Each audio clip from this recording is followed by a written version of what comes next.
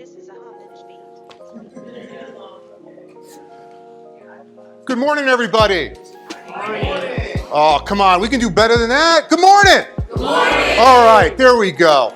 I'm Scott Wilderman. I'm the CEO of Career Resources, and I want to welcome you here today.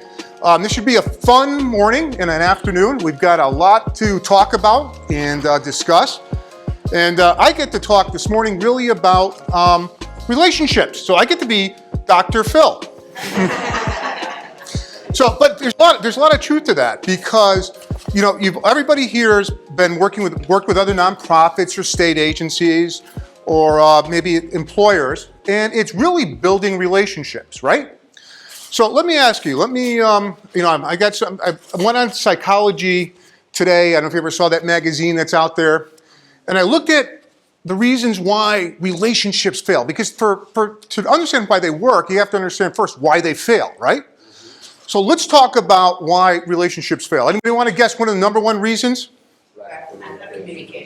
Communication. Communication is one. Well, let's talk about communication. In nonprofit world, a lot of times what happens when we get in these partnerships, with other agencies or state agencies or funders, we're always afraid to communicate with somebody else, right? We're always afraid to tell them what we're doing because it goes to the second piece, which is what? Trust. Because what are they going to do with that information, right? Are they going to use it against us? Are they going to hire my staff away from me, right? Those are big issues that we have on both trust and communication. What else? What other problems? Why else do you think they fail? Role clarity.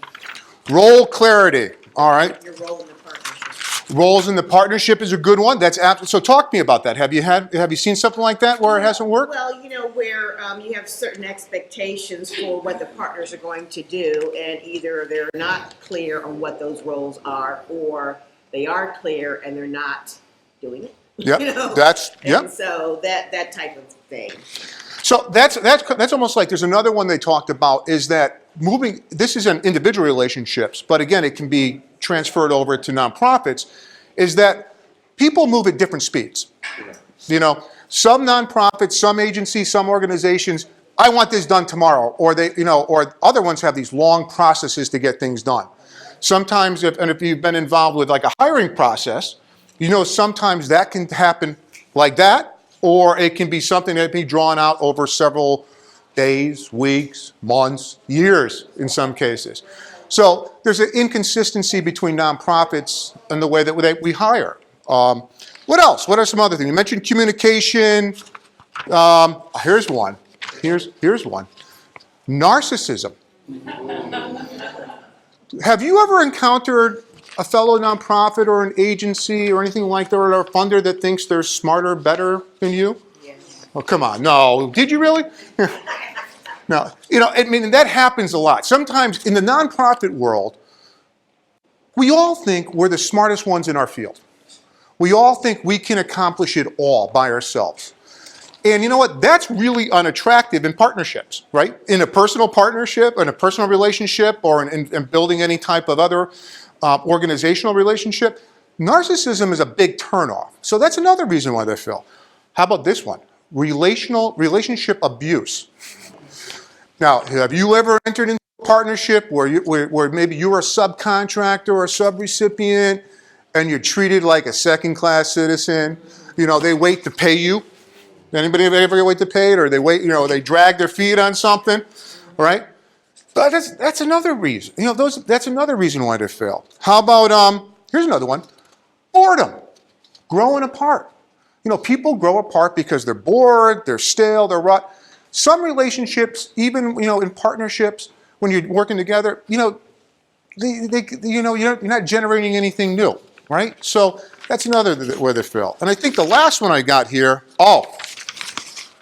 Money issues. Money. How many, relationships, a lot of relationships fail over money, right? So, do they fail in the nonprofit world over money? Okay. First, from a show of hands, how many have partnered with another agency or a state agency or anything like that? Anybody? Have they worked with any type of, so, all right, good majority of you. So, in that, we always feel that we're we're not compensated enough, or we're not, we're not billed enough. Money becomes a big issue in all these relationships. So let me ask you, we're having a conference today about building partnerships and relationships. Then why do it? If these are all the reasons why they're going to fail, why would you get in a partnership anyways? Go ahead. Because an agency can't do everything on its own. Yeah, that's in terms of services or delivery or whatnot. So you would need partners to either help your participants and clients on things that you cannot do. exactly. What else? What other reasons? I think like sustainability. If you want to go fast, go alone. But if you want to go further, Yeah. together. Like if we're trying to build something that's going to last. Good. How about any others? There's one other big one. Guess what? Our parents want us to get married. Right? No, who are the parents? Funders. Funders. How many times have you picked up an RFP or applied for a grant and they talk about what are the strategic alliances? How are you forming partnerships? How are you leveraging services? All right? They want you to get married. Okay? And why do you get married? Well, so you can build long-term stability. That's a good one. Efficiencies, and people get married, they tend to be happier. They tend to live longer, sustainability, right? Let's see, you feel more connected and valued as agencies when you partner together. You may even end up having little programs running around. We all have, you got that, all right. So if you do, you may decide there's literally, we've done this in the past when partnering with agencies, that you have little offshoots of programs that you develop and working together, and you can create other little programs that have that. So those are the reasons you want to do it. You want to look for, and I think this is the best part, and the last thing I want to talk about is, it's hard to develop partnerships. It's hard. I mean, if you think about it, if you went out, probably been a while since anybody went on a date or anything like that, but if you have, and it's building that trust. It's building that. And the hardest part in the nonprofit world is putting the other nonprofit first. Not you, not me as career resources, but CPA, CPA. When I was meeting with CPA and Beth, I sit down and I listen to, what do you guys want out of this? It's putting their needs first. If you go out on a date and all you do is talk about yourself and put your needs first, do you think you're going to get a second date? Probably not.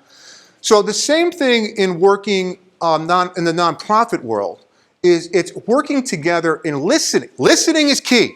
Listening is key. Putting the other nonprofit first, and don't worry about what you're going to get out of it. Okay? Go in to try to solve the problem. There's a problem at hand. There's an issue at hand. All right? You need to figure out how can you add value to this. Don't worry about how your agency can add value to it. Don't worry about how much money is going to come out of it. Do what's best for the client, for the system, or for the improvement. Okay? When you put that individual, when you put the problem first and yourself second, much like you do in a relationship, things can flourish. You're going to be surprised. In the end, everything works out. I guarantee you, in the end, everything works out. But you want to be seen as a person, as a resource, as part of a builder of relationships. Now, I got to tell you, these things don't happen overnight. And we're going to have a panel here in a little bit, and we're going to talk about how, why we get into some of these relationships. I'm even going to ask the panelists, have they been in relationships with other nonprofits or other entities that didn't work out? And how did they handle that? Because there's also, you got to figure out how do you get out of a relationship, sometimes, because maybe the other person wants you to stay and you want to leave. So you got to figure out those things as well. So I got to tell you, it's going to be a fun day. This was my quick 10-minute, I'm a little bit ahead of time, right? So we're good. My quick 10-minute or 15-minute introduction. I want to tell you, participate in this. This is going to be fun. Partnerships, and my last point, and somebody mentioned this earlier, you can't do this alone. Funding, let's talk about money. Money was one of the issues. Funding is tighter, all right? We're not seeing a lot of money coming out of the federal government. State government is pretty much flatlined, all right? Foundations are telling you partner up. We see nonprofits merging together or being acquired. We see others closing up, and shutting their doors. The problems that we deal with, real world problems. I mean, you're dealing with everything from domestic violence to substance abuse to mental health to reentry to low skill employment issues. You're dealing with it all. You don't have all the answers in this room. I bet you actually collectively we do. I mean, we'd have a hell of a partnership here. But individually you don't. And it's important to work together to really resolve some of these things. The last part is I'll tell you one way that we've seen this happen is anybody part of the reentry collaboratives here? Anybody? So we got a few a part of the reentry collaborative. So the reentry collaborative started for us, Career Resources, and I actually worked with Family Reentry to start it back almost 12 years ago down in Bridgeport. And it was very simple. It was very simple why we did it is because actually I was listening to an NPR radio station actually driving in, and I was listening to how people in New Haven were being dropped off with $50 in their pocket, right? And they had really no resources on the street, and they didn't know where to go. And I said to myself, running the American Job Center in Bridgeport, I got these people. They're sitting right there. But then what we realized is, they knew where to go. I didn't know where to go. As a nonprofit, I didn't know how to help them. They come, they got housing, they got mental health, they got substance abuse, transportation, childcare, all those issues. I don't know how to do it. So what we decided to do, we reached out and we went to our clients and who do you go to? Let's ask them, who do you go to for services? And then we asked all those agencies to come together, right? A common sense approach. Okay, we got all those agencies together. Lack of a better word, we called it a round table initially. Really square, I think, at first. But we talked about services. And we talked about how we can provide the best continuity of services for those clients. And the one rule I had in creating this, no agency owned it. All right, no agency owned it, so I didn't want any no funders were allowed to come. Okay, in the beginning, because I didn't want people posturing themselves up and trying to snuggle up. I mean, I had to tell, I don't know if anybody's from TAL here today, but I had to tell TAL they couldn't come. They would tell you that. And I had to tell other foundations they couldn't come because I didn't want that. I wanted the best for our clients. All right. And eventually we realized as we started go through the process and focusing on the client's needs that there are other partners that were missing. There are other people that were missing, from faith-based to state agencies, and bringing them in all to the table. So why do I say that? Has it been a success? Yeah, it has been a success. It's not CRI success, it's a community success, all right? Because everybody kind of pitched in to make it happen and put the client first. So as you're thinking about creating partnerships, you're thinking about going after grants in the future, don't think about what your role is. That's my last piece. Don't think about what you're going to get out of it. Think about how you can advance the cause, the services for the client, all right? That's the key. Bring value to the table, all right?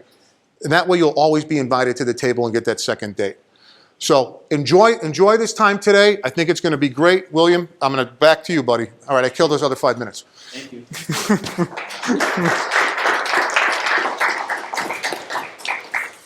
So before we move forward, I wanted to thank Scott. I appreciate you.